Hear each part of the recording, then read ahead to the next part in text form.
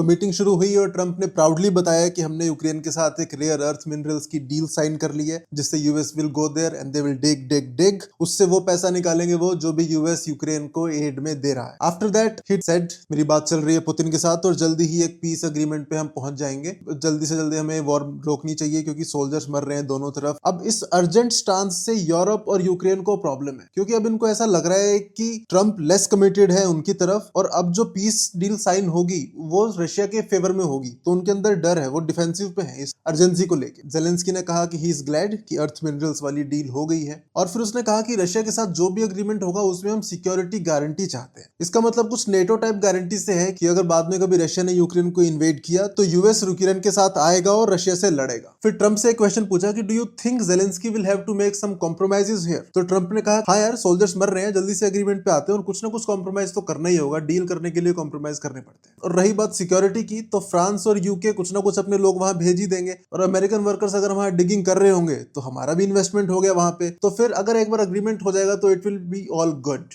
फिर जेलेंस्की ने कहा कि बिना सिक्योरिटी के काम नहीं चलेगा, cease fire won't work. Putin ने 25 बार अपने प्रोमिसेस ब्रेक कर दिए 2014 से लेकर अभी तक। This document is not enough. यहीं से पहली डिसरिस्पेक्ट लगी होगी ट्रंप को क्योंकि वो बहुत प्राउडली बता रहा था कि मैं पीस मेकर हूं, मैं एक एग्रीमेंट साइन करवा रहा हूं और सबके सामने जेलेंस्की ने उसको बोल दिया कि दिस डॉक्यूमेंट जो तू बना रहा है ये फर्जी है, इट्स नॉट इनफ। फिर पोलैंड के एक बंदे ने क्वेश्चन पूछा कि उसकी कंट्री में US is seen as a richest country with great music, great movies, muscle cars and most importantly a force for good. But अब पोलैंड के लोग वरी कर रहे हैं कि शायद ट्रंप ने पुतिन के साथ अलाइन कर लिया है। ट्रंप ने कहा मैं किसी की साइड नहीं हूं भाई, मैं वर्ल्ड की साइड हूं, मैं चाहता हूं कि ये वॉर जल्दी से खत्म हो। You want me to be tough? I will be so tough you would have never seen, but then you are not gonna get a deal. Then enters JD Vance जो कि वाइस प्रेसिडेंट है वहां के। उन्होंने इसी question का answer किया और कहा अभी 4 साल बाइडेन एडमिनिस्ट्रेशन ने स्टेज पे जाके बड़े बड़े वर्ड्स कहे पुतिन के अगेंस्ट, पर फिर भी पुतिन को कुछ हुआ नहीं, रशिया को कुछ हुआ नहीं। अब हम लोग डिप्लोमेसी का रास्ता लेंगे और रशिया से बात करेंगे। तो जेलेंस्की ने डायरेक्टली वैंस से कहा ओह रियली?